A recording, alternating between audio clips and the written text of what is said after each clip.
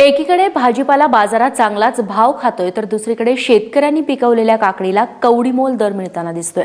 जळगावमध्ये शेतकऱ्यांना काकडी ही चक्क 1 रुपये किलोने विकावी लागतेय।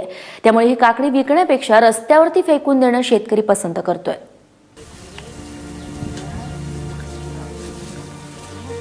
चांगला दर मिळेल या आशेनं जळगावच्या हिरालाल भडके या शेतकऱ्यांना यंदा एका एकरात काकडीचं पीक घेतलं।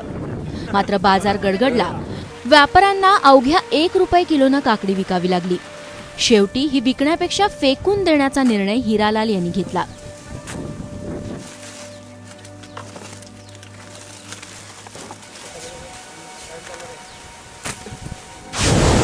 कोणी जाते 31 किलोची 1 रुपये किलो घेणे पडते। काय शेतकऱ्याला परवडणार आहे?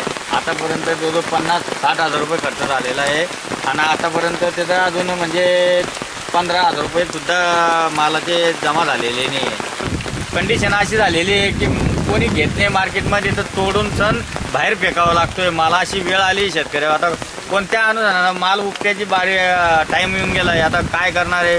ठेवणार का उपटणार? काय करणार आहे? खर्च पण निघत नाही आहे। सध्या आडतीवरून सुरू असलेल्या व्यापाऱ्यांच्या आडमुठेपणामुळे बाजारात भाजीपाल्याची आवक घटली आहे। त्यामुळे भाजीपाल्याचे दर भडकलेत। मात्र याच्या अगदी उलट चित्र काकडीचं आहे। काकडीची आवक वाढली आहे, परिणामी काकडीला रुपया किलोचाही दर मिळणं अवघड झालंय। ज्या काकडीला 60,000 रुपयांचा खर्च केला त्या काकडीतून 15,000 रुपये मिळणंही अवघड झालंय। शासनाने याला कपाशीला आहे, मक्याला आहे पीक विमाची सुविधा चालू केलेली आहे, तशी भाजीपाल्याला सुद्धा पीक विम्याची व्यवस्था शासनानं करायला पाहिजे। कारण की आता 60-70 हजार रुपये खर्च होऊनपर्यंत आतापर्यंत काही त्याचा 10-15 हजार रुपये पण अजूनपर्यंत वसूल झालेले नाही। शेतकरी काय करणार आहे? कोणत्या हिशोबाने कोणत्या आशेनं जगणार आहे शेतकरी?